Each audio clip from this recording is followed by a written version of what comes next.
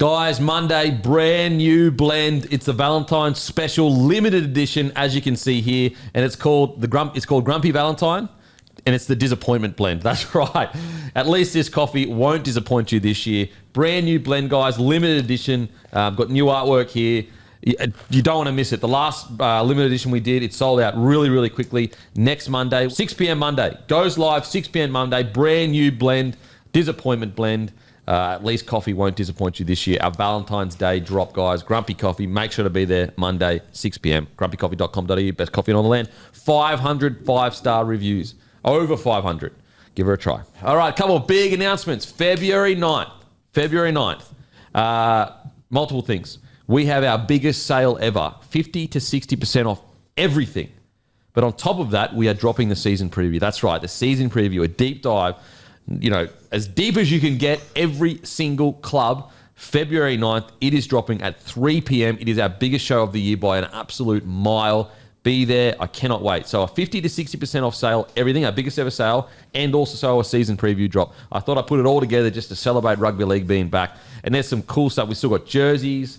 We still got good shirts. Like Footies, hats. So much good stuff you can get there, guys. So 50 to 60% off everything, February 9th.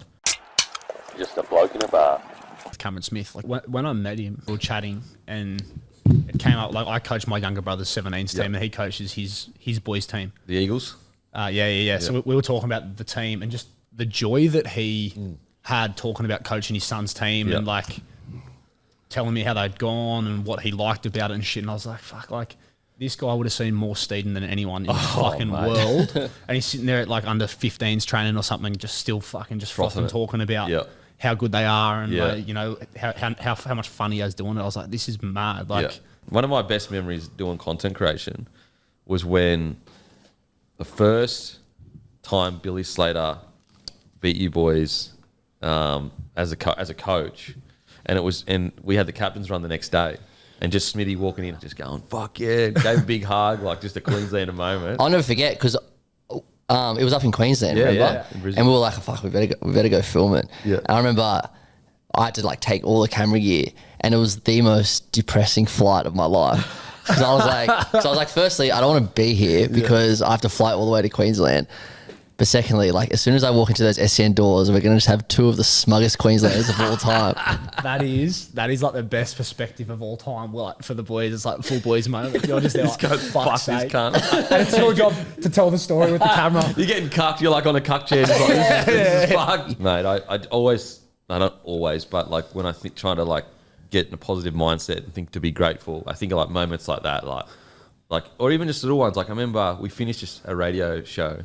And we're just about to leave, me and Smitty.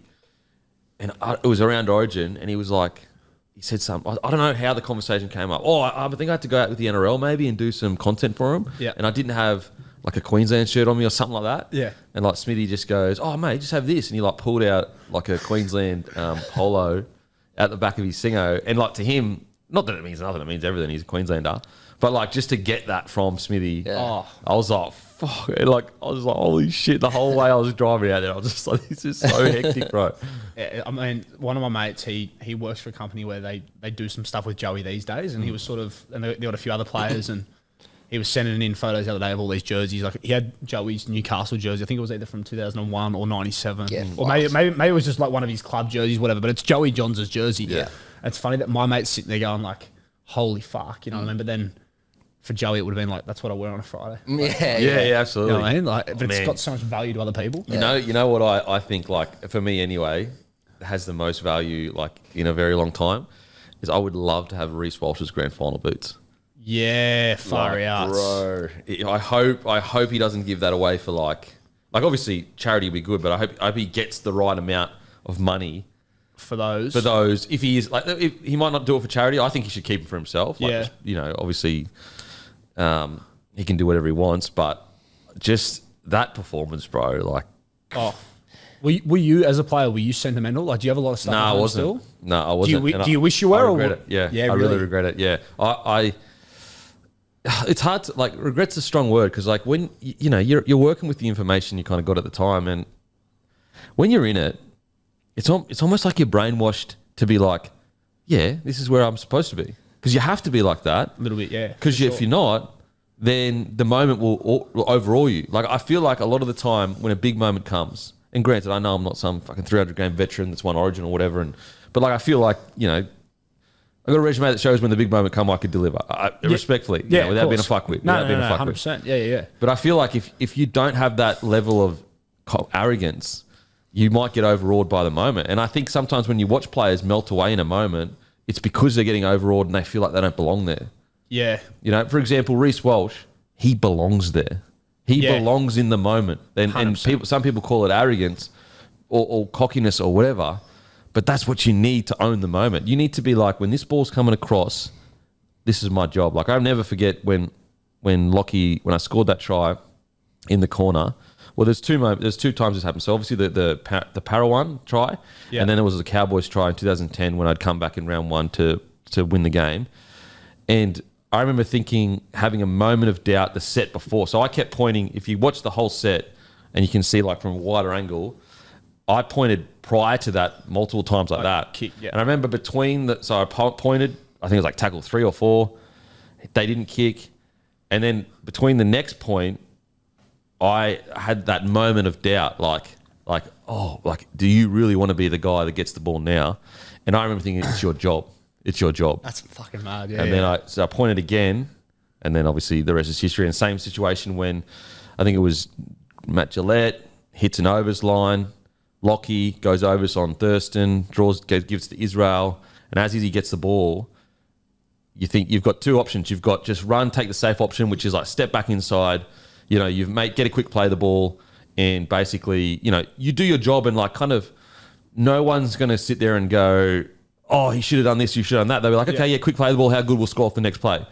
However, like if you're a winger at the Broncos, it's like you've got to be better than just your job. And my job is I'm fast. So that's why I just pin the ears and just go. Yeah. And so I think that I don't even know why we got down this rabbit hole, but fucking that's what I think. That's what I find interesting about like your story, because I knew your story as an athlete just from following Bloke for the last few years and stuff. But then first time I come in here and you sort of went a little bit more in depth about it. And what's crazy to me about yours is, given you hadn't played much footy at all, if any, before that carnival, like obviously there would have been a point in time where a lot of people were looking at going, fuck, like, yeah, he's a freak athlete in another sport, and like, oh, he's fast and there's potential. And then it almost crosses over where you reach a point where you're like, if you're on an NRL field, there's almost like a ruthlessness at that point where no one gives a fuck anymore that's the case. Like the grace that you would have been given in, say, Rezzies, where it's like, oh, Kempy fucked up a read. Oh, but, you know, he's come from soccer and whatever. It almost disappears completely. So even though it's like, you can talk about someone like a Walshy who from a young age was touted as like, he's going to be a guy. It's almost like a completely different level of pressure where it's like, you're learning so much new stuff on the run in an environment where there's no margin for error. Like it's pretty insane. Yeah, and like I know blokes talking about this is rank because they go, oh fuck, he loves himself or he's up himself or whatever. So I get the feeling, that guy. So just fucking fast forward if you don't want to hear it. I get it. But I have a very weird sense of like, I truly believe I can do whatever I want. But that doesn't come because I'm special. That just comes from, I played sports since I was 4 years old. I know how to take a loss. I know how to take a win. And since I was 4 years old, that's my whole life has been dedicated to that. So I've built up, like they've done studies on it or whatever, that athletes deal with anxiety and pressure much better than, just a person that does another job. And so that's just that. So when I came into league, like what's weird is there wasn't a single part of me like, this is crazy. Oh no, I might not be able to make it, or I might not be. It was truly just like, no, this is going to happen. Like in my head, it was already a sealed fate. It was just a matter of how long it would take to get there. But like what made you? I'm like, rabbit hole, but there's actually, I'm sort of bathing in this rabbit hole, so forgive me. But what made you, because from an outsider, it makes way more sense at the time if you had gone, I'm with Raw, they've told me fucking I'm going to debut, like, I've never really played this sport. What was it that made you go, fucking, that's what I'm going to do? Because it sort of defies the logic. So was it, where'd the ambition come from, or what was the drive? Like, well, long story short, so my brother had gone to England already for soccer. And so the kind of plan to a degree was I would get to a certain age and then I would follow him across to England, and then we would try and make it together. And so he got offered a contract from Norwich, which was just under the Premier League at the time, which is crazy because, like, for him to go there as a 17-year-old, 18-year-old or whatever and not be in the system, but then get offered from Norwich, Like that's usually you've got to be in a system from like 14, 15 years old to do that. Yeah. Anyway, so when he was over there, and this comes from our like, you know, with our family, basically I think my father was the first one to graduate high school, and then like, you know, so like I'm a big believer that you're usually, any person that's great usually is standing on the shoulders of someone that's sacrificed to get where you are. So what I mean by that is that, so my great grandfather was, you know, 14 years old, working underground, you know, all that stuff. Didn't really have that much of an education. Went to war, everything like that. He did just enough to give enough resources and time to my father to get an education. And then my father did just enough to pay for our boots and everything like that to give us the time and freedom to play sport. And so it's like a progression of generation after generation of just slowly improving the life standard of each generation.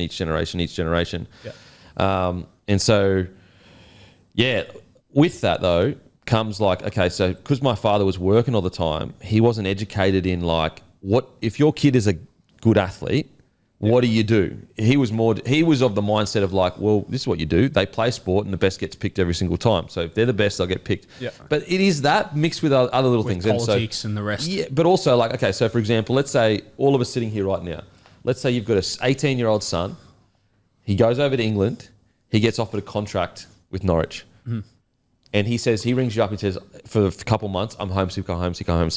I think all of us would probably be on a plane tomorrow and live there with our son for 6 months to make sure he can, like the opportunity is so big that like, I'm not going to let my son, like I know enough to know that like I need to be over there. But A, my dad, obviously we couldn't afford it. Yeah. But B, he didn't have the knowledge. He just assumed if you're good enough, you know, blah, blah, blah. Yeah. And so, so when my brother was like that, he's like, I'm going to come home. I'm homesick. Maybe I'll go back when the season starts again or whatever. Came home, got a stress fracture in his back. And then it was like, okay, I was about to age into that decision making. It was AFL. So AFL had a meeting with my mum and dad. My dad's a massive AFL fan. Yeah. And they said, we'll fast track you to the draft. So we'll train you. So it was Brisbane Lions. Yeah. We'll train you one-on-one for 6 months and we'll put you in the draft. And then, NRL, obviously, I went to a camp, an elite camp. They offered me an under-19s Broncos contract. And then the Queensland Raw, they were like very understanding. They said, listen, you'll play A-League in 2 years. You're in the reserve grade right now. You're playing reserve grade. You're in the biggest squad for first grade. I think it might have been 17 at the time. Yeah. And so it was that. Plus also, the only memory I've got with my granddad, my dad's dad, is sitting at his knee watching Steve Renouf play for the Broncos. That's mad. And he was a diehard Broncos fan.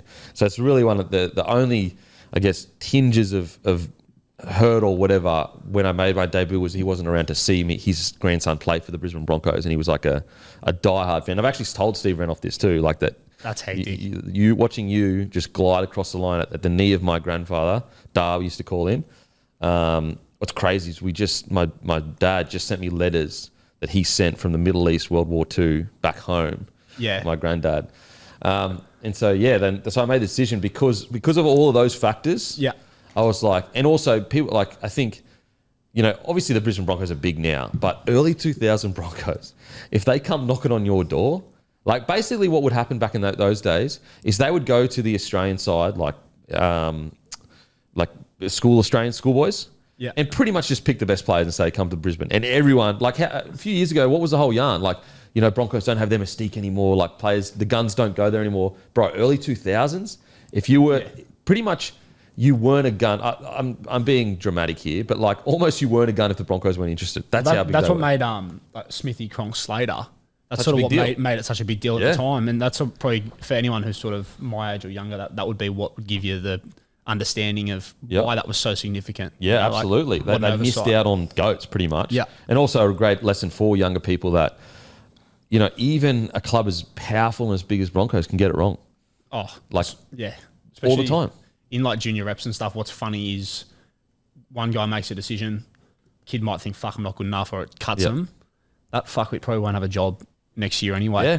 And he's just like the thing. He's one guy. Like, he's just one guy. But it's weird because like I remember growing up thinking our state soccer coach was like the bee's knees. Like that's right. He knows everything, and like you just assume that they're in these crazy positions of authority. but they're just a bloke. Yeah. Just a bloke doing the thing. So yeah, so that was the decision. I remember when we had a meeting with the Broncos. My mum was like, as long as he doesn't get tackled. And I was like, oh my God, shut up. Shut up, Mum. Oh my God. Original Broncos. It's Wayne Bennett. And then the first, well, that's a funny story with Wayne Bennett is, so I didn't meet him the whole way through. The only way this all kicked off really quickly, like the Broncos, was because my dad just randomly called the club. So what happened was when I got the player with most potential, I didn't really tell my parents because I had nationals for soccer 2 weeks after that. Yeah, seriously. So it was, I won't say it was a nothing thing, but in my head still, like I'm fully, soccer is it. You had bigger fish to fry. It's not even crossing my mind really. Like it's not even like it's like, oh, that was a fun little thing I did with my mates. Like, and so I randomly told my parents and then they were like, okay, so there's a camp you got to go to. And so when my dad cold called the Brisbane Broncos and was like, listen, I've got this guy, my son, I need to speak to someone at the higher up.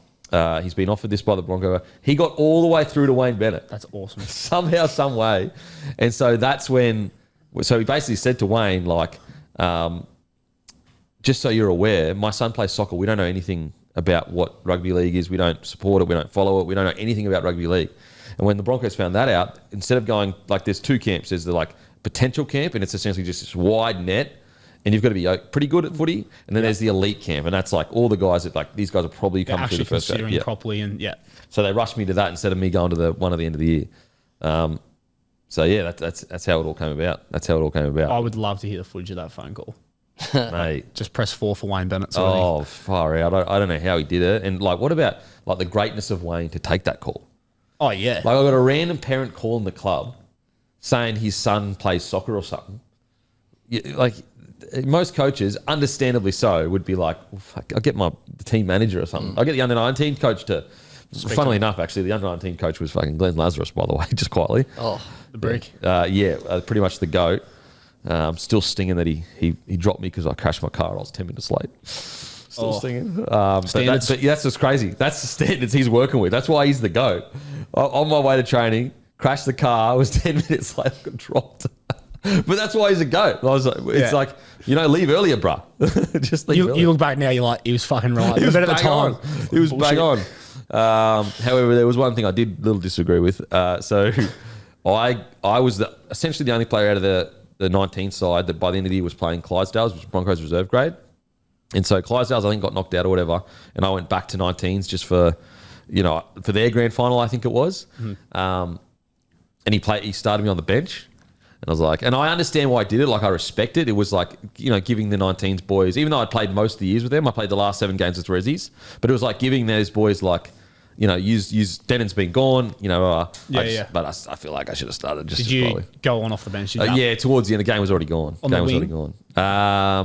Probably fullback, I'd say. And you said won or you lost? No, we lost.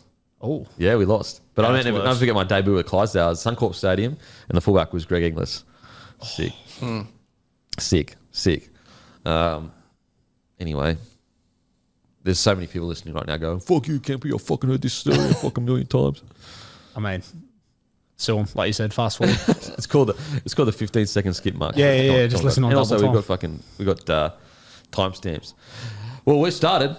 We've started all right. I'm glad I was recording that whole thing. Let me fix your mic. Mic? Yeah, fuck, so annoying. Oh, sorry, Wes has got a message from Matty Johns. I just ring Joey because I got his number, so. How good was that footage of them together at Christmas? Oh, so Is fun. that old Joey? Yeah, fuck. Well, imagine the yarns. Singing Oasis. Matty's actually a music connoisseur.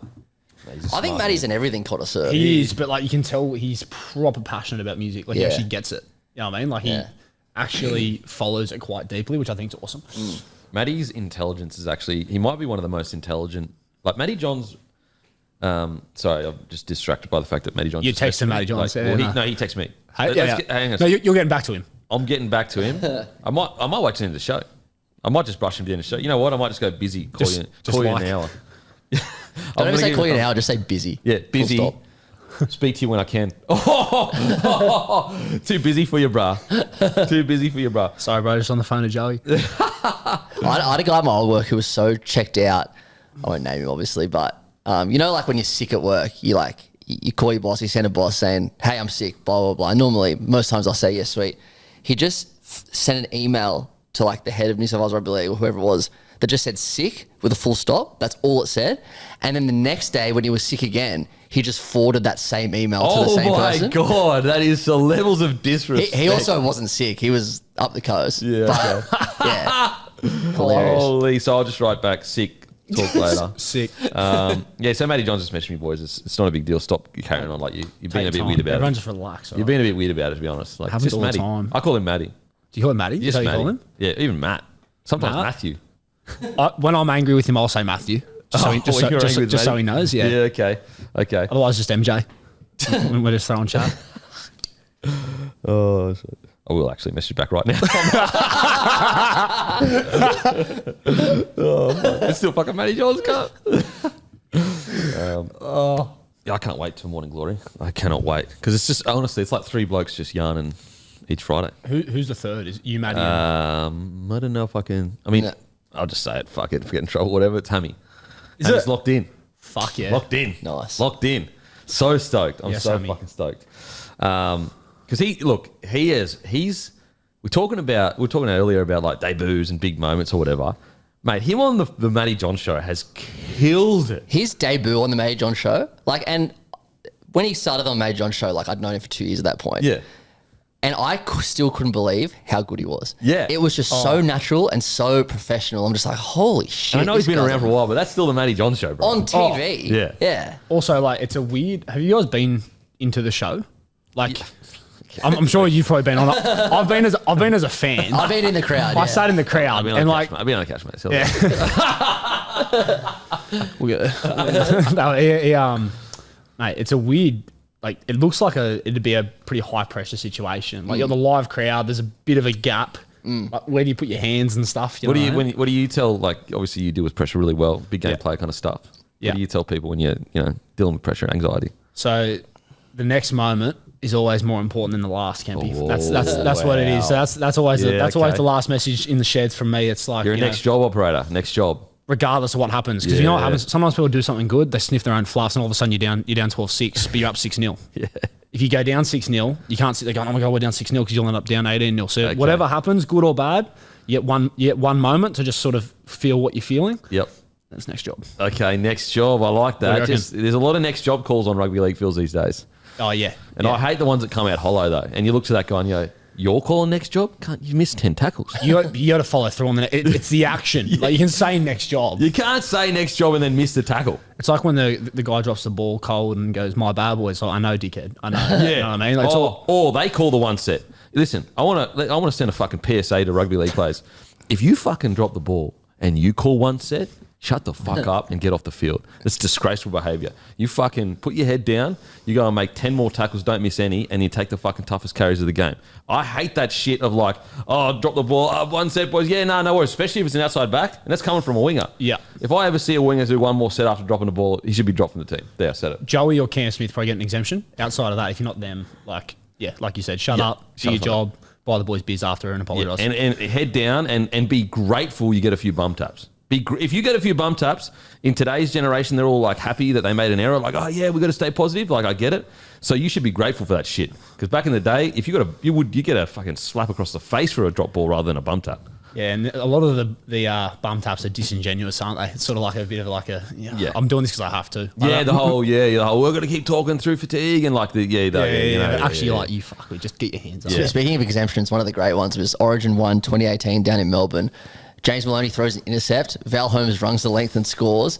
And then the boys are behind the post, and Maloney's going, boys, fucking forget about it. Forget about it. And he's the one that threw the intercept. He's also an only that probably gets away with it. And that's probably why I had to move clubs every few years. But also, like, he got results. Fucking so, I don't think a winger's not. Listen, if you're a winger, most likely, if you haven't scored the match winner, you haven't earned the right to go one more set. You don't get the right to tell the big pigs in the middle one more set after you've just dropped a Barry Crocker. Absolutely not. Absolutely not. It is funny though. Sometimes you can tell those training sessions where like, because the whole NO of a training session or the messages from the coaches is, communication through fatigue and body language and all that kind of stuff. And there's some training sessions where the boys are just talking to talk. Like the vibe is just not there. It's off. But the boys are like, yeah, let's keep going, boys. Yeah, one more set. Yeah. And you're just like, bruh, we lost it today. We lost it today. I used to always, in any contact, would just gentleman's agreement the stuff at training. You know what I mean? Like you just coaches and looking. But we had the year I played at Randwick, our defence coach was a guy called Damien Tyson, and apparently he was like the Brumbies defence coach when they were really good in the 2010s or whatever. And every time that he'd come and just stand over you, it was just like you just had to go 1,000 miles an hour. And I remember the time I got basically quit footy 2012 in a shit place, partying every weekend while I was playing, but when I'd quit, it was just like, because I hadn't really partied that hard whilst I was playing, just went crazy, just stupid, just like, honestly, my IQ probably lost about 30 points during that time. Still really smart though, still really smart. So just imagine what I would have been for. Anyway, so like, bro, swear to God, no word of a lie, day 2 of a bender, so one whole night not sleeping. Second night might have been like an hour or whatever. Woke up to a missed call from the Broncos. Hey mate, do you want to come back? And I'm like, I wake up looking, just like, what else am I doing? Nothing. Yeah. Nothing. I fell asleep on a couch. Like it's messy everywhere. There's beer cans everywhere. Like anyway, so I looked at the message. And I was like, oh shit. It was almost like a bit of a mirror of how far I'd fallen. I'll be there tomorrow. Anyway, so got the deal done. And Anthony Griffin was the coach at the time, Hook.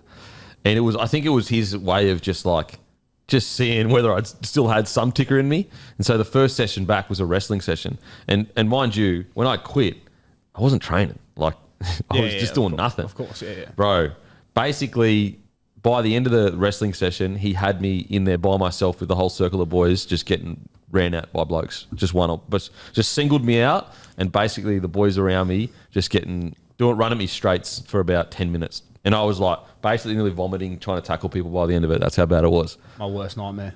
That's why players take. Yeah. I can't even after a big night, I can't even get up and go to the cafe. It wasn't the same day. Oh, still, it was a couple, it was a week or two later. Oh, gotcha. I thought you were literally you had to peel yourself off the couch. No. It was more the fact that that's where my life was right at the time. That's why I was laughing at when you're sitting there come back now, right? Oh, right, okay. No right way. now. No way. It was more like that was on whatever day it was on, and then I was back in Brisbane in 7 days or some shit like that. I'm sure if you had to, you would have got some electrolytes in you and just got on. Oh mate, fuck. I would have done it because I don't know what quitting is, but a bit of coconut water. Coconut water, get into water it. In the face, and then off we go. But yeah, good times. I ended up quitting halfway through there next year anyway. So whatever. Boys, this is all brought to you, powered by Lontel, the best internet in all the land. Go to lontel.net.au/bloke. Also powered by Aspley Mazda, guys. Currently got the X rental sale going. Oh no, it's closed. I got it. Keep talking. X rental sale, guys. You have the chance to be gifted an experience with me, Gerard, Alice Glenn, a suite at the footy. Lukey, the car man, will be there too. LDC_01. So massive thank you to Lukey. Really appreciate it. Give him a follow, LDC_01. Even if you're not in the market for specifically an X rental, he's the man to speak to. He's the best in the biz. You will not regret it. And also, if you've been listening, you would have heard, the sweet, sweet tone of Tommy Bomb. He's back. How are you, Campy? Good to be here. Mate, I feel like you missed a trick, not just calling yourself Tommy Bomb. Obviously, the Tommy Jaeger Bomb. I don't mind Tommy Bomb because obviously the one that you always cop is Jaeger Bomb. You know what I mean? People have a few Australian beverages and anyone call you Jaeger Bomb, it's like, yeah, mate. You reckon? Yeah, mate. Yeah. Not the first, but Tommy Bomb. But I will say I was the first to say your crossfield kick should have been called the Jaeger Bomb, and you didn't do that. That's a miss. That's beautiful. That's a different take. Yeah. I just want to say too, I thoroughly enjoyed the Montoya podcast. Oh, mate. Oh, how funny was it? I knew you loved love, but hearing you sort of walk them through their story or get them to walk you through how they met, and they defied the odds and found love at Cargo Bar by the sound of it. When you say define the odds, you're talking 2020 Queensland stuff, aren't you? Oh, and then some. Absolutely, yeah. What's a bigger win? Him finding love at Montoya? Any chance to bring this up? Or 2020 or 2024 Queensland win, 2025 Queensland win. Game 3. Mate, the Montoya's finding love at Cargo Bar might be the greatest win in not just sporting history, just the history of the world. Like you were talking about Roman empires and stuff before, mate. I can't believe it. When they said it, and the caveat was they'd obviously met because of the cheerleading or whatever at the club, but to actually kick it off at Cargo Bar was something special. Yeah. That's, You had some nights at Cargo Bar? One. And you know what happened? Whatever the opposite of finding love is, I got stuck talking to this guy out the front who looked like Jack Black. And we're talking and he's solving the world's problems. And I'm like, how am I here? Anyway, he then takes 2 steps past me and just throws up in the pot plant out the front. Behind, just over my shoulder. He missed me. And then just turns to the security guard and goes, sorry, bro. And I was just standing there. I was like, that's my cue. I'll go home. So, no, I did not find love at Cargo Bar, Kempy. I remember once at Cargo Bar, I snuck in. There was a law ball there. And there was I just walked in. I didn't even realise. And I thought it was because we were at an event, not that I was invited, but because we were at an event, I thought it was open bar. Anyway, so I ordered 4 shots because I was with 3 other people. And it turns out that the shots were they were $35 each. Oh. So the round would have been what's that, 30, 60, 90, about $140. 140 AUD, yeah. Yeah. And he's like, he put the thing there, $140. And I just looked at him and I just turned around and walked away. I was like, I can't pay. I'm not taking these. That's $140 for that. The bottle would have cost less than that. Did you leave the whole bar? Yeah, of course. Man, I know that feeling. I remember when me and my current wife first met. We were at this restaurant, and I'm not a big wine drinker. And bloody ordered a Verve wine bottle or whatever, and it was I don't know, it was $180 or $300 or something crazy. And I was like, oh my God. We were both like, oh my God, because we had no money. And basically, because we were celebrating, so we were trying to fully just dive into the celebration. Yeah. There's nothing that will stop a celebration than cash. And we were like, oh my God. So it just ruined the vibe was just oh fuck, I don't know how we're gonna pay for this shit. I cut my teeth at the Clovelly Hotel. I used to work there, and it's funny when you work on functions with bar tabs, people become so generous. Bar tabs running, and one of my favourite things ever was someone would be, what do you want? You want a cocktail shot? It's this dickhead's obviously not paying. And then sometimes it would just work out beautifully that the bar tab had been closed. So this dickhead offers everyone under the sun a drink, and then it's he comes up and, can I get a Jameson or something? And then it's the bar tab's done. It's okay, just a mid-strength. I love that the Clovelly Hotel was pretty much at one point the only pub in Sydney that sold Joey's beer because Joey...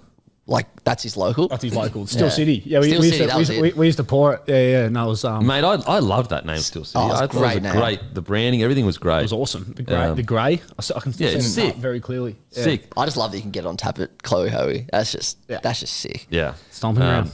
Alrighty, guys.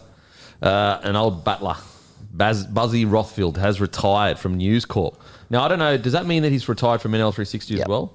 I read the article and it seems like he's done from everything. Even I saw Andrew Webster's Instagram post yesterday, their podcast is gone as well. So I think everything's gone, which is devastating in my opinion. Yeah, I know the immediate reaction is journalists this and journalists that. And look, I'm not excusing some of the stories Buzz has done over the years. I'm not. Some of them have been holy shit. Yeah. But he is an ornament of the game. He is an ornament of the game. And the thing with Buzz is some of his takes, I couldn't disagree more. I couldn't disagree more. But I've always at least appreciated about Buzz Rothfield. He's never been a group think kind of guy. He's never been a guy that has been scared to. It might be the most unpopular opinion ever. And maybe it's unpopular because it's so bad. But he'll just say it. He'll have that angle and he'll stick to it, even if he's getting picked apart on 360 or whatever. And I just appreciate that. I really, really do. I think that, as I said, I don't agree with every story he's ever done. And I like it. But it's hard to ignore. You've been in the game for 50 years.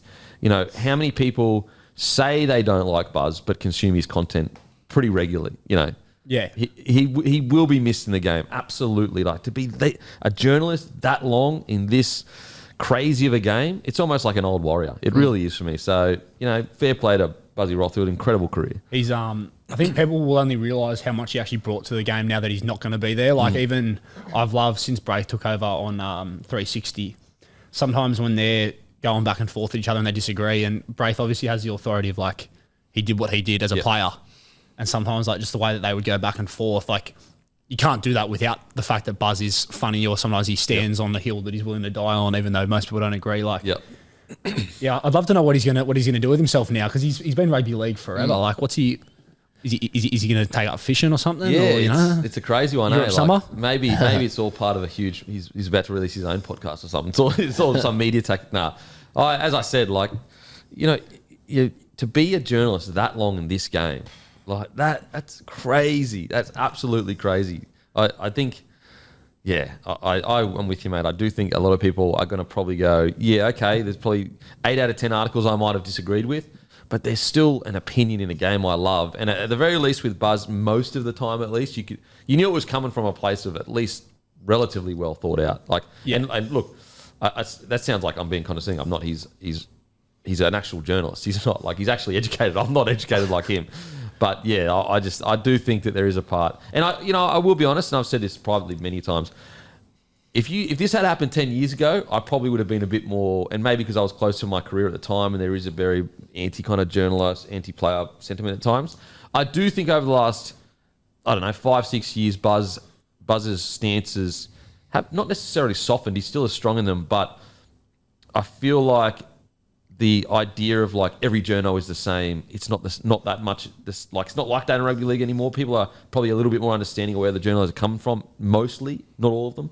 Yeah, he also like, I can't obviously speak for players or coaches or people that are in the game that he's reporting on, but the people that I know who have come across him at like sports lunches or just working with him in different capacities, like the one thing that they always say is he's so funny, and he actually doesn't take himself too seriously, which I think is something that you wouldn't necessarily fully appreciate based on him on camera. Well, the Jordan Ricky situation is go and look at, if you get a chance, or maybe we'll clip it into here, go and look at his reaction to getting called a bag of potatoes by Jordan Ricky and sung his name, and also someone got his number. Go look at Buzz's reaction. And I think if you look at that, you'll get a little bit of appreciation of like, okay, because the reason why I've definitely grown more fond of Buzz as a journalist is because like I can't cop journos that fucking smash players, but when they get smashed back, it's like, oh. And I'm not saying all journos like that, but there are some journos that they're fucking totally sweet with writing these hectic articles, just smashing players. But then as soon as like a player talks crap about them, they'll. Whereas like when I see a journalist, when a player comes back at a journo and they go, yeah, fair play, like, that's part of the game, no issue, no drama. That's when I go, okay, well, fair enough. I might disagree with your articles, but at the very least, at least you understand that there's a give and take in this. And like, if someone's going to come back at you, you're not going to sook about it. And if you go and watch Buzz's, I think it was on Triple M, maybe. Yeah, it was on Triple M. The Ricky reaction to Jordan Ricky, like, oh, I thought that was mad. I was like, he took it as a joke, banter. He said it was banter. He loved it, and he was happy for Jordan Ricky. So I think if you look at that, if you have a negative opinion about Buzz, go and watch that, and then maybe you might be like, okay, I might have disagreed sometimes with his opinion. However, at least he understood the rules of engagement. Yeah, I promise you, even if you are someone that says you hate Buzz or you dislike Buzz or however you want to phrase it, you will notice that he's not there anymore. At the very least, like you will notice the hole that he'll leave by retiring. Well, who's the next like stalwart, funny old guy that's got so many runs under the board, super good at writing articles, like ruthless at getting scoops? He's one of one, Buzz. Yeah, like who is the next guy? Like, I don't think anyone will be able to replace Buzz and do what Buzz did the way he did it. I think you're right. I think 10 years ago, I'd read a tweet from Buzz Rothfield, and most of the time it'd piss me off. Yeah.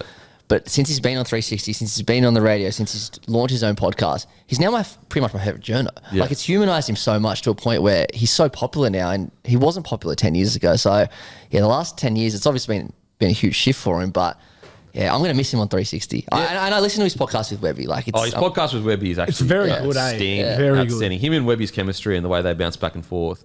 And so, yeah, I think that the clincher for me is I've always been a big believer of like, if you have an opinion I like strongly disagree with, but you can also cop strongly worded opinions that you disagree with and be fair-minded about it.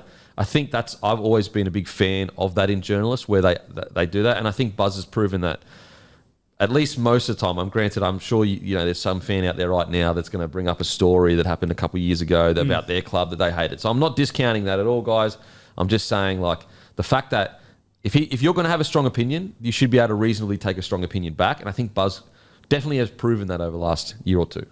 100%. Not even the last year or two, probably, in a while. Whereas So I think it's going to be a hard hole to fill. Like, I think it's, I'm not saying it's the exact same, but it's like Rabs when he retired as a commentator. I don't think we filled that hole yet. Absolutely, we have not filled that hole yet. Yeah, like go, bro.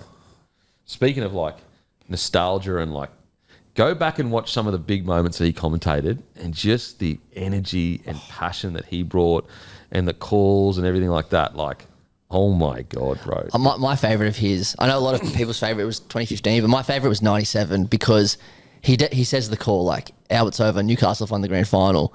But then he just stays quiet for about 20 seconds and you just hear the crowd. He nailed that moment better than anyone else ever could. You took the words out of my mouth because, excuse me, the thing with Rabs... Are you about to cry over Rabs?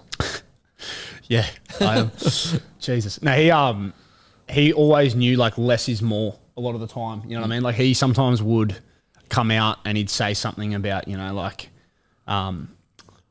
say like the iconic ones, say captain to a legend and probably rugby league immortality with Thurston. Like, that's like obviously a big moment that he added a lot to, and you sort of remember the moment for him. Yep. But then there was times where he'd know exactly how to just sort of pull back, and he is still instrumental in that moment. Like the first thing I think of when Albert crosses the line is his voice and what he said. Yep. He didn't say anything that special because he just knew that the moment didn't need it. And I think, we're never going to find someone. There might be someone who does it in their own way, but there's never going to be anyone that's going to be able to do what he did. I tell you what, it makes me sad. Like, just in the last few years, we've not like losses in, like, they've retired. Like, we've lost Ray Warren, we've lost Fatty Vaughan, we've lost Sterlo, now we've lost Buzz. Yeah, it's a good point, eh? Yeah. Piece of the nostalgia. I got to say, and apologies, I hate to bring it back to me, but it sounds selfish or whatever, but like, that's one part of my try against Para that is the most special, is I got Ray Warren yelling 4 tries, 4, like, and then you got Gus Gould there as well. I think Fatty might have been on the mic as well. Like, mate, just different the way they commentate. I think one thing that I loved about Ray Warren, and like, this is just my opinion, sometimes I feel like when a player scores a try, I don't like sometimes when commentators are like, oh, I don't know if that's a try, or like, ride the moment. We can always, and so what Ray Warren, I feel like he always did really well, is he always rode the moment regardless of where he thought it was a try or not. Like, granted, I'm sure you can find some occasions where it was like clearly not a try that he was like, that's not a try. But like, using my try as an example, I feel like if that try happens today, they immediately start saying, oh, he might have been held up. He might have been held up. Yeah. And when you start saying that as a fan, you're getting ripped out of the moment that you're trying to ride all the way home. Yes. And I think that Ray Warren was so good at riding with the fans all the way until the point of, okay, now there's some quiet time, we can discuss what happened. And yeah, I feel like, as I said, if you scored my try maybe today, you would have scored it, and maybe they would have gone up a bit. But then it would have immediately gone to, let's look at the video. Like, I know we did look at the video ref for my try or whatever, but it would have been like, I don't know if that's a try. Like Reddy and that got across. You know what I mean? I feel like Ray Warren was really good at riding the moment with the fans all the way, as far as he needed to ride it, kind of thing. The other thing too with him, if you go back and you listen to a lot of his calls, almost zero analysis. Yeah. Because it was just the voice and essentially dictate what is happening. And the feeling. Yes, and like the emotion. So sometimes like with some of the other blokes now that are coming through, sometimes they all sort of cross over into that analysis space. It's like, no. You got Joey John sitting next to you. That's just dish off to him. And that's what Rabs would always do. He'd have the iconic voice, the emotion, the moment. He'd say what happens. Yeah. And he'd dish off to like a Gus Gould or someone who just proper knew what they were talking about, like it's just... I'm getting tingles now thinking about some of the calls. Like, as I said, I was thinking about my one, thinking about... I mean, even the one where they did it to the Broncos, so obviously it's like worst moment ever. But that call, takes a step into maybe immortality. Like, that is one of the greatest commentary calls I've ever heard in my entire life. Oh. Like, that... Think about, like, obviously that moment would live forever because it's the Cowboys' first premiership, all that stuff, it's Thurston. But I just think that elevated the moment to essentially arguably one of the greatest moments in rugby league, really. Like, at least if you said to me that's your favourite moment in rugby league, at least NRL or Clubland, I'd be like, yeah, I get that. I get that. Because you can actually visualise JT's bleeding face and the headgear and all of them jumping on him. Also, like, Ray Warren, in a span of 2 sentences, encapsulated the Jonathan Thurston struggle for greatness. Yeah. The story, the whole thing. 2 sentences, every footy fan, like in 2 sentences, he explained a young kid that was told he was too small, has just conquered the juggernaut Broncos when the game was done, and he did it in 2 sentences. Ooh, I'm getting chills. Amazing, mate.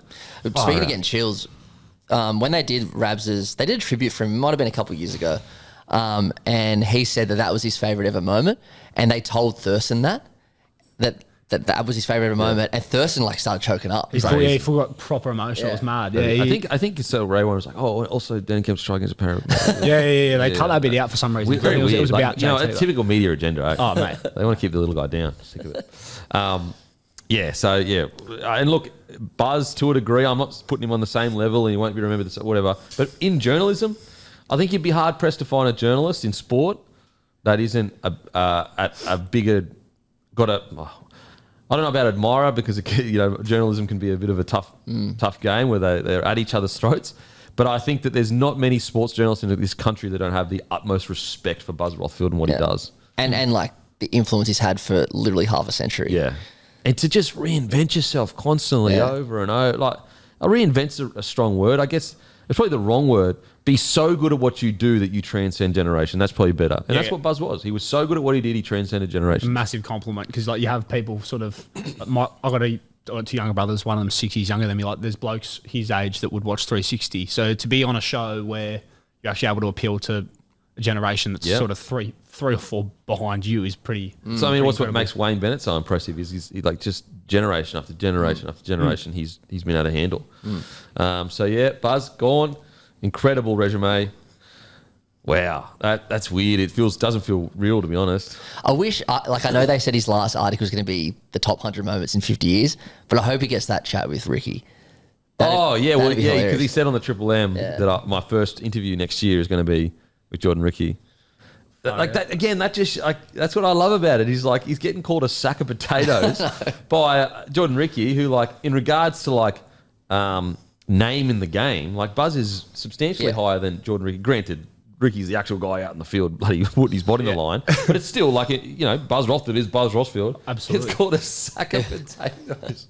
I love that we're alive in the era too, where on an Instagram live, something like that can happen and it can hold such significance. Yeah, bro, 100%. And what do I love now is after every grand final, we just wait for it to happen because the boys with the piss in them, they get their phones out and they start recording. So every grand final has some moment. You had Fish and Leota going, your mum, your dad, to Reece Walsh. Yeah, kick out. Yeah, they're our sons. You had kick out singing Glory, Glory to South Sydney after the 2021. Mate, you had Cheese and that being cheeky after their one. Champ Cheese. Oh, man. Oh, that was the best when, I think it was actually the next day, Fish at the fan day. Glasses on. Pretty sure he's still in his playing kit. He's just they're our sons. And I was like, why are you still so scary? You won, bro. You won. You're scary, but you won. Just be happy. And he's just there, just hammering home, we're the boys. You know what I mean? And you know what's funny? What was funny about the Reece Walsh one that they had a fight at him for it was Walshy didn't even say it to them. He said it to a fan. A fan said something to Walshy and he said your mum or something that. Yeah. And then Leota and Fish is we're going to smash him. It's what the hell? Walshy wasn't even speaking to the team. You know what I mean? There was no connection between, he was bantering with a fan. But I love that they did that. That's the fabric. That's the fabric of rugby league is that, it's a blue collar game. There's banter, there's talk. But yeah, him and Leota going, your mum, your dad. It's oh shit. You'd be straight on the phone after this, so you heard wind of them talking about it, going, boys, it wasn't about you. We're sweet, yeah. But yeah, they are our sons. Jeez. Far out. You shouldn't look that scary on a Monday morning at a fan day when you've just won your second premiership in a row. Mate, what's some other stuff? Some of the great moments, I know they lost, so it's not necessarily a good thing. But I still think, Luai, you've got work tomorrow is so funny. Oh, yeah. Because it's so outrageous. And I'm sure he probably, if he could go back, he wouldn't do it. But it's just I don't know. It's just now that time has passed. Yeah. Obviously in the time, it's going to make New South Wales pissed off as. But now that we're further away from it, and also he redeemed himself with that Suncorp win, with the big moment that broke the game open, that guys did game 3. But now looking back on it, it's fucking so funny. My favourite one all time is after Manly ripped off the Cowboys with the hand of God thing. And then Thurston's like, obviously they had a big night. He's at the airport and they just got knocked out of the finals.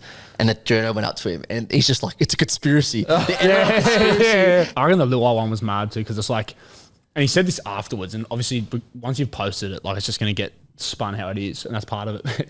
He had all these like death threats and that coming in. He's like inbox. That's who he's talking to. That's who he was talking to. But it's so funny to me to think of like people are allowed to have their opinion on social media about, you know, like say him and how he played or whatever. He comes back and it's just like, oh fuck. Yeah, exactly. Like he's getting told, I'm coming to kill you. Yeah, and he just puts up, you've got work tomorrow, and he's the worst dude in the world. And it's like him just cruising on the post, and I'm just like, this is awesome. We recreated that with Sportsbet, me and Hammy. Oh, it was Hammy's idea, and he loved it. Like Jerome loved it. So. Yeah, I did it at Heffron Park, so we've all done it. I just think we've got, as a game, we've got to come to a point where like this helps the game. This stuff. I know it's, you know, I know the kids. I get it. Like, what about the kids? They're all, you know, this like I get that argument, but it's like, guys, in today's day and age, if we don't have this kind of chat and that, the game is going to get lost because the game is no longer competing just against other sports. It's competing against any content ever. Yeah. So if you don't make it entertaining, like, why do you think the UFC grew so quickly? It's because all the fighters say anything. Yeah, they talk shit. Yeah. And the reason it went from where it was to like a bazillion-dollar company was because Conor McGregor. Yeah. And I know, like, I'm not saying he is the only reason, but he really did take the sport from a pretty big sport to where it is today. He got me into it. That's one of a million. Like, and it was just him just talking. I mean, I tell you what, like, I'm not a fan of everything that's happened since then, but prime Conor on the mic. Because at that point in time too, like, it was so genuine and authentic. Like, sometimes you'll see fighters when they're trying to sell fights and they come out and it's just so like, dude, like, it's so put on. Yeah, like, shut up, man. 100%. Like, but like Luai always is just so unapologetically like, he would say exactly what he was saying if there was a camera or not. You know what I mean? Yeah, like, it's just 100%. who he is, and that's why it sells. Like, it's just mad. What's the best post grand final moment then, or best post chat? I will say, I've got to bring it up again, but getting DC on the mic saying worst team in 40 years. Yeah. Yeah, that was I'll cold. admit, that was cold. That was cold. I'll give you your flowers there, Campy. Oh, yeah. I think better than Lego. That's probably the funniest one. Yeah, you know what? That is the goated. Better than Lego was up there, yeah. Definitely probably slightly above 2020. Did I tell you that Matty messaged me before? Did I say that? Hey? No, did he? Did you know he messaged me before? Matty... You know, I don't say his last name. Are you talking about MJ? Yeah. Yeah. I don't need to say his name. It's a bit weird that you need to know his last name. Did he ask you know who Matty is, Did he right? ask about me? Hey? Did he ask about me? What are you saying? What's Yates doing? He was like, who's that dude you had on last week talking about fucking dates and shit? was he like, tell Yates to get back to me? He said he's got a long way to go. Oh, far out. I reckon though the best moment recently, Walshy with the toilet stuff. Because they would have had to have had that pre-made. Yeah, that's and, swag just, of that. and just be banking on winning. And they were down by 10, like, at half Imagine time. half time and you see the toilet in the corner there. Yeah, the little toilets. Looking across going, fuck, we've got a toilet here, boy. Imagine that was the catalyst. You know He's what, just that seen all probably these was. little toilets. He's like, fuck. And I've got to save like 4 tries and score 3. You know what? Probably was. He was like, man, I'm going to get hammered. Like, there'll be some leaking of footage of me bringing the toilet bowl in. Oh, And so I've got to win the fucking grand final. Otherwise, I'm getting hammered by bringing the toilet bowl in before the thing out. I'd love to know, Walshy. Is that what it was? The toilet Yeah, in probably. the corner? I'll give him a call. Mates in. Yeah. Call him Reese. I'll text him or something. What about his new haircut? He looks sharp. Mate, he's had his Beckham moment. Basically, what happened with David Beckham was probably before your time. I watched the doco. Sorry? I watched the doco. Oh, you watched the doco? Yeah. Okay. So basically, David Beckham, anything he did at this point in his career, like, mate, if he farted a different kind of way, it would be news. That's 100%. I remember reading about it. one of the great farts, Campy. Nice. It's got like all these angles and shit, like of him. Like, his leg. Anyway, so he had this long, luscious hair, and he was. I mean, prime Beckham hit different. He probably wasn't even in his prime just yet. He was actually Beckham's book was the first book I ever read as a kid. Anyway, he was truly like the boots he wore, everything he did. So he came to training. Sorry, he came to a game one day and he had his hat on, and Alex Ferguson was like, "Take that fucking hat off," and he was like, "Nah, just being it, like, not taking off." That's how much he committed to the moment, and so he refused to take the hat off so that the reveal would happen, as he ran out in the field, and he went full shaved his head. So much so that like there were a lot of England schools that had to like ban that haircut. That's how impactful it was. Oh my God. And so, Jeez. Now granted, I'm not saying, Walshy's Beckham, but relatively speaking, he's to rugby league. Maybe he could be that.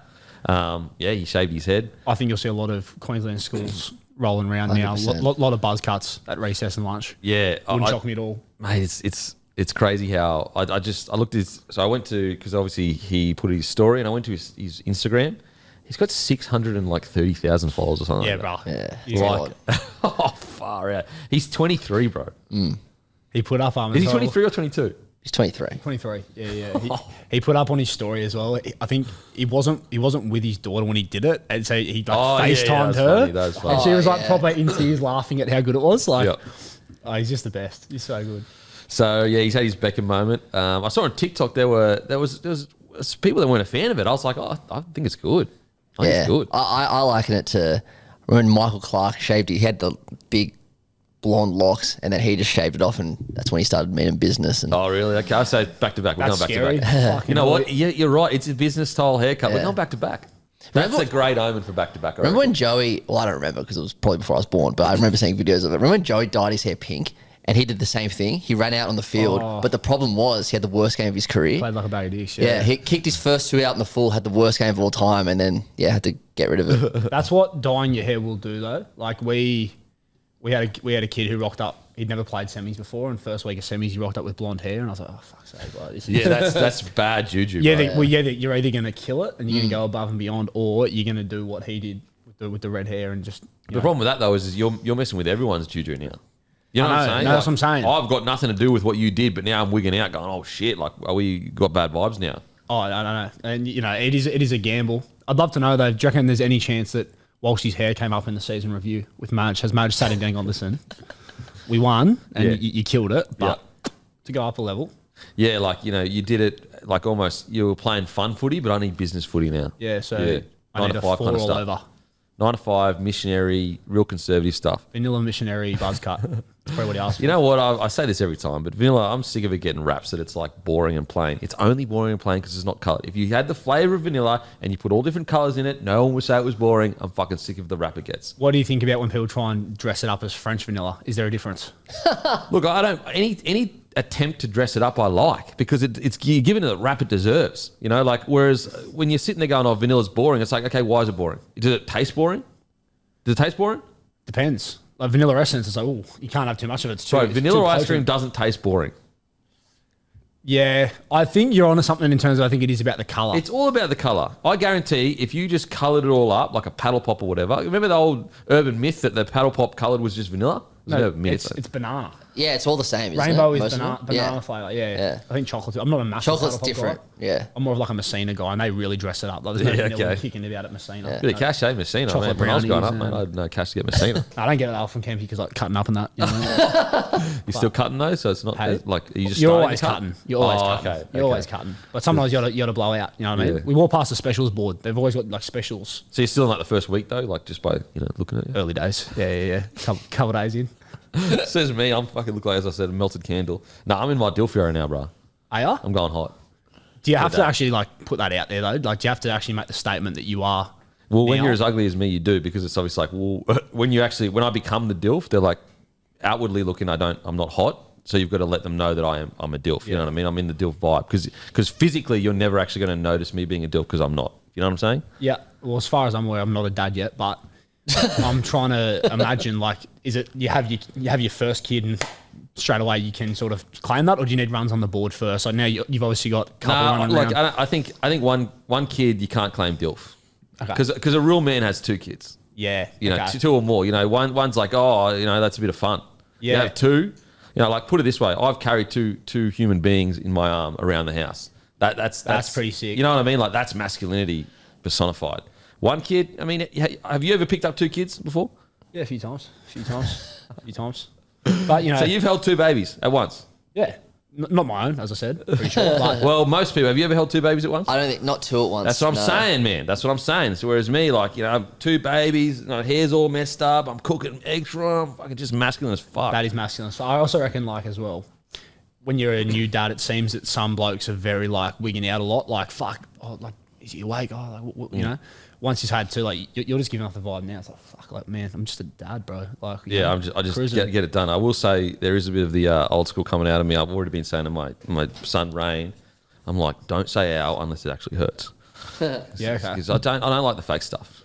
You know? And also don't let the opposition know. Opposition being the world, you're a baby. You don't know what's going on, and the world's coming to get you. Don't let them know you're hurting. In the daily wrestle sessions, how many hours is he letting out at the moment? Or is it like? Listen, a few. But I will say, you know, when I've submitted him, he's only gone out once or twice. Mm-hmm. Like he will not tap, which is good. He just like you just cut the brain to his and he passes out. So it's only been once or twice, which I respect, and I'm not letting go. I'm not trying to make him soft. No, it's pretty awesome to have. Never tap. I've always said that. Never tap. Is he 2? He's 2.5. Yeah. 2.5, and he knows underhooks and refuses to tap. It's good stuff. It's almost natural to him. Really sounds like New South Wales Spirit for mine. That's Nice. Oh, you know what's weird is like I'm gonna have to like put shit on my son. That's weird. Yeah, that is strange. Like he's almost going to be naturally softer than me because he was born in this state. You know, it's almost like it's a fact of life. I know you've said that you don't want him, or like you're not going to be pushy in terms of sport or whatever with your kids. But imagine he does go through and leads us to 8 in a row. Wouldn't that be something? Well, I mean, really, only a Queenslander could burst something like that. You know. Yeah, but he'd be in because it came from me. So if he does that, Queensland still win. You know. I hate that you've been able to spin that. I got nothing for you. Nothing for you. We'll take the shield though. We'll take the shield. It's slim pickings at the moment. So. Oh, like you know what? I'll literally hang my nuts over the shield and be like, "That's where your 8 in a row came from." I will say though, Greg Inglis, Barrowville Tigers, New South Wales. Listen, far from the border. I know you guys like to hold on to that, but that's actually more of an insult than you guys realise. Every time you suck him off and be like, "Oh, we wish you had him," he chose to play for Queensland, bro. That means he didn't want to play for you guys. Think about that, and you're still sitting here going, "Oh, you did come home." He said, "Nah, bruh, 20 years ago," and you're cucked in your chair 20 years later saying, "Come home, mate." I will die in this cuck chair. I'm fuming. Like literally every time a New South Wales fan goes, "Oh, he's from New South Wales," you're basically sitting in a cuck chair watching him dominate you for like 20 years last. I grew up in that cuck shit. It was awful. He was fucking bang. Darius, there you go. Great records. Like, fuck. Just typical Queensland, just breaking the rules. I know. I know. God. Thank God a few years ago they tightened it up and didn't let Ronaldo play. Typical Queensland trying to cheat their way into another player. Yeah. All of a sudden, we can't help if everyone wants to play for us, bro. Okay, no, like people barely want to play for you. Yeah, but now I'm thinking, like I said last week, about the idea of that one kid at school who's like, my uncle grew up in Queensland, so it's like, okay, mate, is that what GI was? Like, was he kicking about in Bowerville, going like, oh yeah, you know, the Maroons? Because if that's GI the case, transcends all that. Right. When you're a god in rugby league, we became that though. You know what I mean? Like when he was in like year 2, year 3, GI same as my son, he didn't tap. Yeah. Did I just compare my son to GI? Yeah, I did. Time will tell. I don't think so. Good genetics. So listen, GI transcends all the human, the normal social norms of Australia. Mm-hmm. GI transcends that due to talent. Yes. It's like anything. Like people, you could be a shit bloke, but if you're good at footy, you just get away with shit. Pretty sure Josh Morris tackled him once on one leg though. So. That was pretty cool. That was actually hectic, but like it's very Queenslander-esque of him to do that, you know. Of Josh Morris? Yeah. Oh, wow. Jesus Christ. Like you gotta let him have it. Does it suck that you can never say that was very New South Wales-esque? Like, what does that mean? Just doesn't roll off the tongue as good. Because we don't fucking win ever. You know what I mean? Like if we win 5 in a row, you know what you do say is like when you have this commanding lead and you should win the series and you lose it. That's very New South Wales. What pissed me off was after when Teddy won the series for us in 2019, which is probably New South Wales' best ever moment. And everyone's like, "Oh, they've done a Queensland on Queensland." that still infuriates me. See, this what I don't get with New South Wales is like you guys have so much ammo to work with to get the boys fucking riled up. They're just Jason rolled up. You can't get Jason rolled up. Can't get him donked. Can't get him donked for battle. Real ones will know what you're talking about there. Yeah. Real ones. And you've got to be deep in the game to know that shit. Mate, there's a lot of word of mouth with that stuff. A lot of word of mouth. But yeah. No, look, I'm always hopeful. It's almost like you're just hoping for better days, Kempy. You know what I mean? Like a bit of Pete Murray, better days stuff. Yeah. Nice. Yeah. Byron Bay Jr. New South Wales. But yeah, hopefully this year we tell a different story. Man, look, technically Byron Bay is just the kind of rejects from Queensland when you think about it. Yeah, look, claiming another place. Close enough to the like border. the rejects from Queensland. You got sent across the border. See you later, bros. It's close enough to the border. I mean, yeah. What do you think of this statement? Aussie spirit is just Queensland spirit borrowed. Oh, fuck me dead. It's pretty fucked up. I remember on the footy show once, like 20 years ago, it must have been, it was an Olympic year, so I can't remember. Call it 2010 or whatever, 2012. 2012 would have been. And we'd won 6 gold medals, but all 6 of them were Queenslanders. Oh, that's fucked. So Fatty Vorton, like, because he was the host of the footy show, he like jimmied him up, and they did the medal tally, but instead of writing Australia, they wrote Queensland. Yes. Oh. I still remember that. Yeah, well, I mean, it stung. He got you. Fatty got you. Mate, we need to actually get other states on board here. Though, you know, we sort of sit in the middle of Queensland and Victoria, and we argue with both. We should be going when you hear shit like that. You should be going to Victoria. But it's because every other state they don't like Sydney, New South Wales. Weak as piss mentality. You go, you need the boys to help you, do you? Got the boys to help us out. Yeah, see, we're just one outs. Melbourne Storm, mate. We're the front out. Like, I've never even seen I only see one outs outside of pubs in Queensland, whereas in New South Wales, it's just gang fights. Yeah, but that's what I'd be doing. I'd be going down to Melbourne, like mainly New South Welshmen in Melbourne, going like, Craig, you hearing this shit? Like, come back. You know what I mean? Okay. Yeah. Sounds very weak, to be honest. I'd never call the ball. Like, if it's Queensland against the world, always. We don't need allies. Yeah. We're isolationists. You want to get into politics? What's your geopolitics like? Well, let's not get into that. Is it too early for John? So what's the next topic, Matty? Because this is closed. Next topic. Let me have a look. What do you want to open? Give me 2 seconds. Do you want to turn are you hot? Hey, no. Can't handle the heat? All right, sweet. Sauna. Next topic is Matt Rogers on Tino. Get his first initial quote up.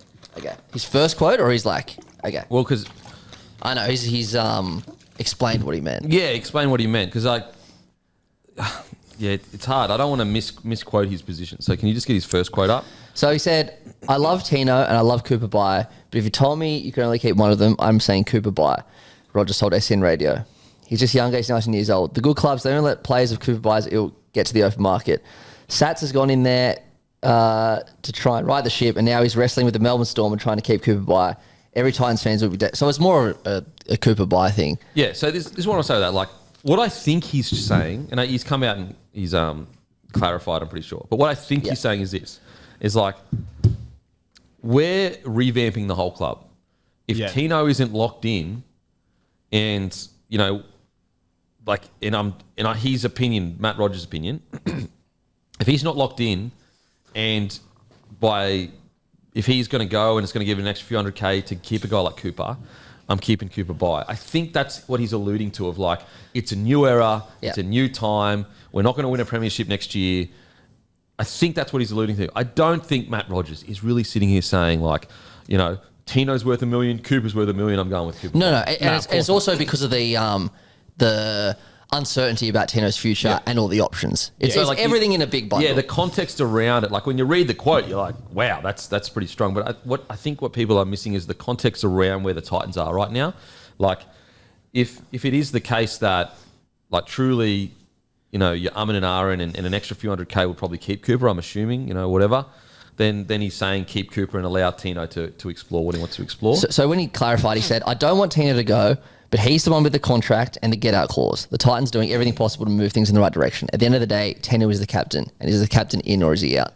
Listen, I don't agree with that with Matty. I love Matty Rogers. He's a legend. We went down to Victoria last year. Had great yarns with him. I don't agree with that. Like, player options, that's part of the negotiation. They're there. I think that clubs have options all the time. We never put pressure on clubs. Now, maybe Matty would put pressure on the club. Let's say the roles were reversed and Titans had an option with their captain. Maybe Matty would say you've got to get rid of that option. But I never like the idea of getting rid of, by saying, like, because he has an option in his contract, he may not be there for the long haul, therefore, you know, whatever. So I don't agree with that. And, like, yes, the Titans have been good to Tino, for sure. Like, there's no denying that. However, he could have left years ago. Like, he has really... I know there's going to be people that just don't cop this because they're like, mate, he's on $1 million. He's at the Titans. Like, he's getting paid really well. But it's like, mate, Tino is such hot property. He could go to nearly any club and get $1 million. So he really is. I know it sounds silly to say this, but he really is actually being loyal by staying at the Titans. Yeah, because I reckon he's like done heaps while he's been there too. Like I know he's had his injuries and stuff. I reckon when I read that, I just took it as the main point he's making is don't lose Cooper. Yep. And the worst thing that you could possibly do is with Cooper. He goes to somewhere like Melbourne, comes through and kills it, and then potentially you end up losing Tino anyway. Yeah, that's how I sort of understood what he was trying to say. I agree with you, but like the idea that he wouldn't put those things in, he backs himself and he performs well, so it makes sense to do that because he's going to maximise his earnings. And I think if he hadn't had his injury, people wouldn't be saying that because prior to the injury, he was probably, if anything, he was actually getting paid unders. He was carrying the team. Yeah, like I think as well, like, you know, sometimes players are at a club, a lower tier club, and they're getting paid substantially more than where they get paid elsewhere. The unique thing about Tino is, like, the Melbourne Storm would probably pay him $1 million to come back down there. Without a doubt, I reckon. You know what I'm saying? Like, so this idea that he's just getting paid these massive overs, therefore it's not really about loyalty for Tino. It's like, I just disagree. Like, I think the fact that he could probably get $1 million anywhere else proves that he's like truly trying to stay there to build something. And also, you got to look at the context of Tino's situation. Like, you know, they had Holbrook. They looked like they were building relatively okay. 100%. And look, they decided to go with Desi, which is fine. Like, I understood why they did that at the time. Des Hasler. But look how it was handled. Like, they didn't tell. It was a ruthless business decision, which I can understand the Titans doing. They don't want it getting leaked. But we all know that they didn't tell Tino about it. Like, the Gold Coast Titans, unfortunately, now it's a brand new era. They've got all these big names involved and everything. But the last 5 years, it hasn't necessarily been smooth sailing. So, you know, if there's a gun player that can get essentially the same money anywhere else, the fact that he's stuck around through all this turmoil, I feel like he deserves credit for that. I really do. I would argue too, like, it would actually be crazy not to put options in from Tino's point of view because look at Luai. He's had 3 different coaches while he's been there. Like, you signed to go and play under one guy. He's doing well. You're building. You're the captain, so you're actually part of that build.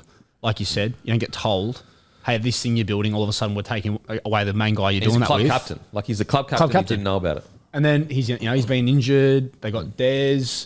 He was probably, I imagine he would have been off it when he wasn't told, but maybe they've been able to go, but it's Des Hasler.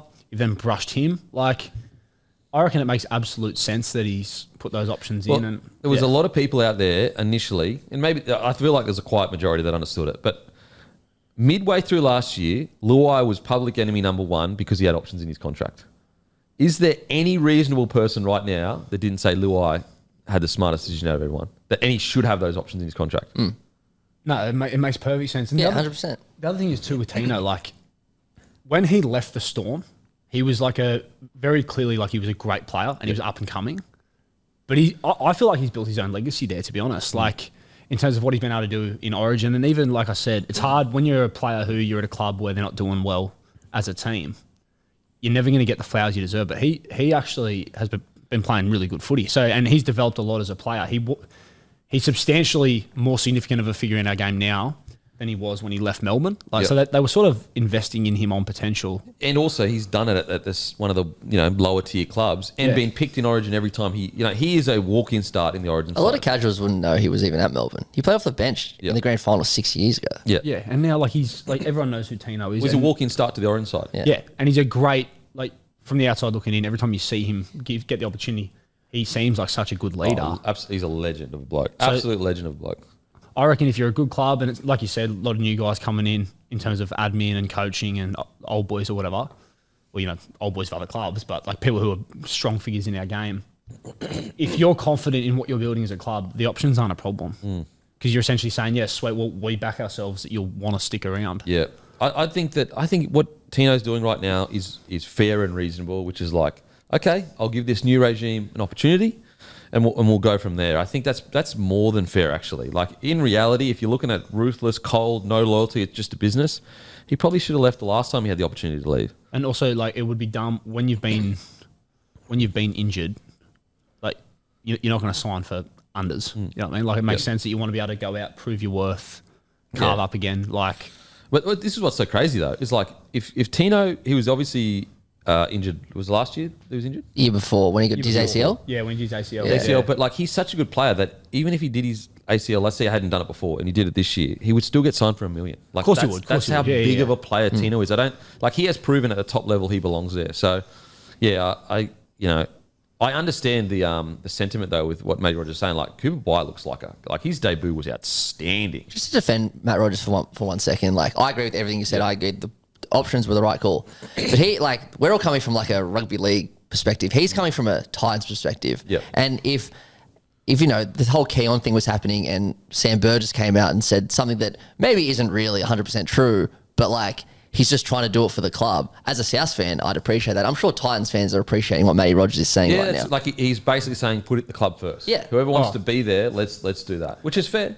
And he's on the money. Like don't lose a young guy. Like you were saying, if it was over a couple of $100,000, if you really back him in, invest in him. Like don't lose him at the expense of a guy who. Well, like here's a real scenario. Like let's say, and look, Titans should have money in their cap, but let's just say they don't. You know, instead of paying him $500K to stay, if Tino says, okay, guys, I want to take up my option, I'm going to go to the open market, they could go, all right, we'll give you $800K. Now, I know that's massive overs for a rookie. I know it's massive overs. But if it's a 2-year deal worth that, like maybe it's worth just getting a short-term deal where he's getting paid massive overs and you believe in the systems, you believe in the development, and you get to keep a gun kind of thing. Like that could be the difference. It really could. Like, so I'm not saying do that. I'm just saying that is a potential outcome that could happen. So I get where Matty's coming from. I get where they're both coming from. I really do. Like you said, there's a development future thing that he's talking about, and you know, as I was saying, like when Tino did do his ACL and prior to that, I think it's reasonable when you understand when he signed and why he would have signed what he signed. Like I don't think it's people did say the same thing with Luai, where it's like, oh, if you're so happy, like take him out. Take him out of the contract. So what the fuck would you do that for? It's like almost saying like so I know it's not the exact same thing, but it's a thing he got because of his value. It's almost like saying, well, if you want to win a premiership at this club, take $100,000 off your contract so we can sign someone else. It's like, well, like, and I know that's actually happened. Like people have done it, but it's still like that. It's an equivalent of his value got him those clauses. You are now saying, take away what your value got you just to prove that you care more. It's like you prove how much you care by how you play each week.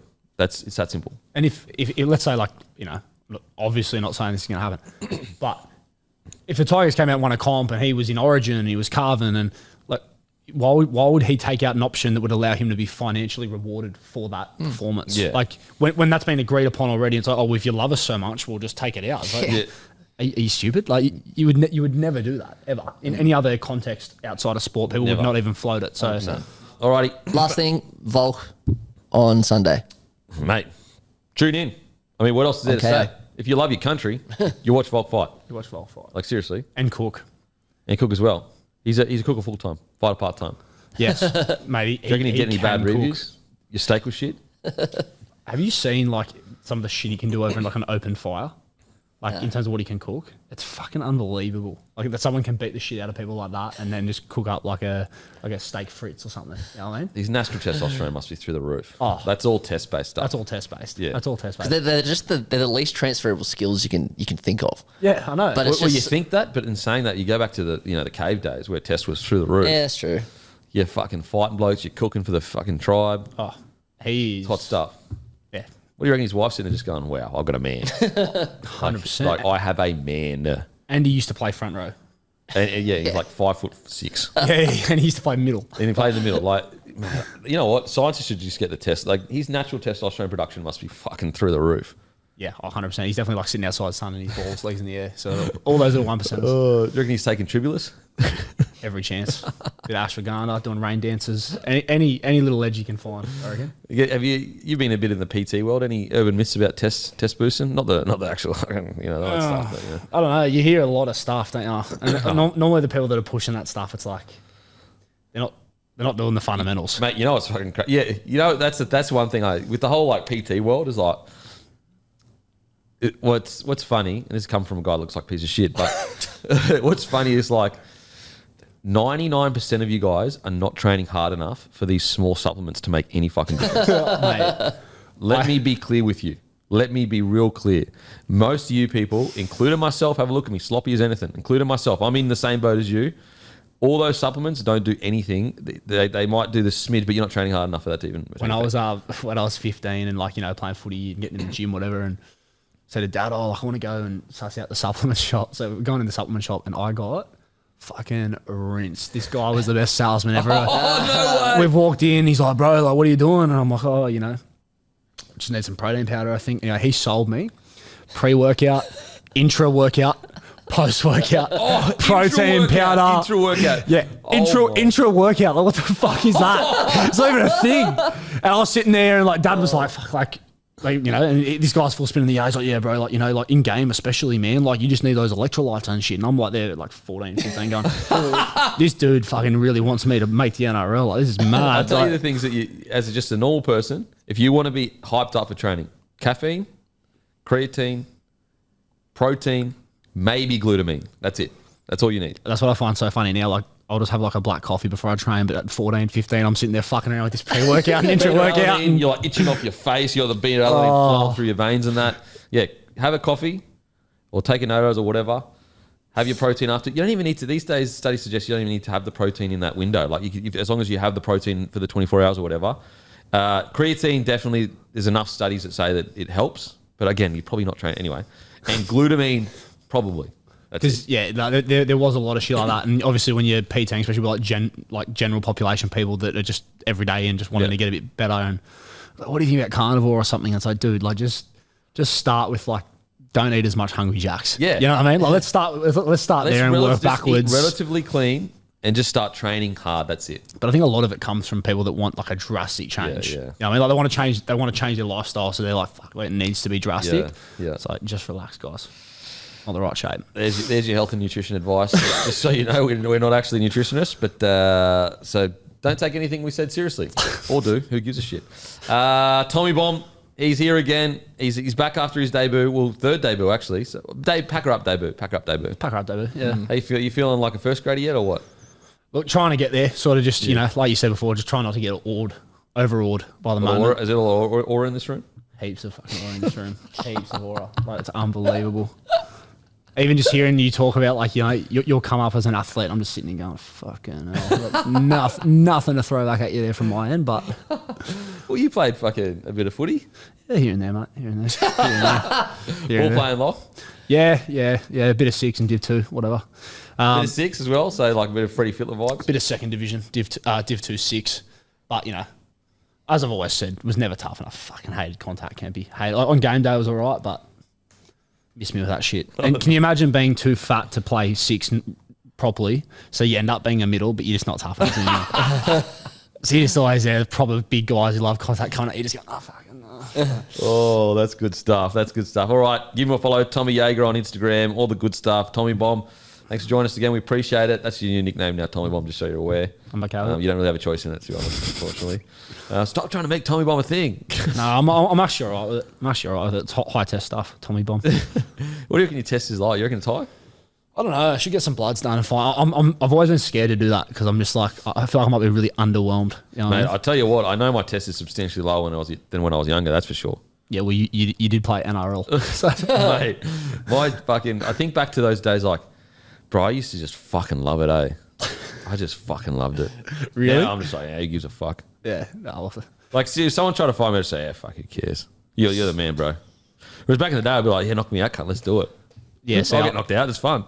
I've always been coming from that fuck that stance. I've lost it with age. It's just been like, nah, all good, man. Man, I remember some of those wrestling sessions we used to do, like in the sand pit and that comes to be eye gouging and fucking, it's just like, yeah, it's dirty, grubby shit, the best. And it's come from a winger, so like I'm a piece of shit compared to the actually tough guys. The actual pigs in the middle. Shane Webke eye gouging you. Mate, imagine some of those like late 80s, early 90s, what their test levels would have been like naturally would have been through the fucking roof. Block a roach. someone like him. Yeah, that Yardy told us when he was like, he got in a stink during Origin or something where he was telling it and he spoke about taking his watch off to get in a fight. Yeah. And I don't know what it was about it. And I was like, fuck, that is just so 80s rugby league. To have okay, I'm about to get in a fight, so these are the things that I need to do to be getting in a fight. This is the prep. I've done this so many times. I know the things that hold me back, and that's a watch flinging around that's unbuckled and shit going everywhere. But also like just being that nonchalant that you're like, look, this is a nice watch. I don't need this getting caught up in this guy's nose when I break it, so I'll just take it off and just leave it here. All right, that's us done and dusted, guys.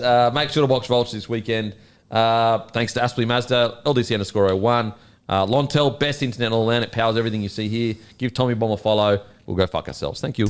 What's gambling really costing you? For free and confidential support, visit gamblinghelponline.org.au.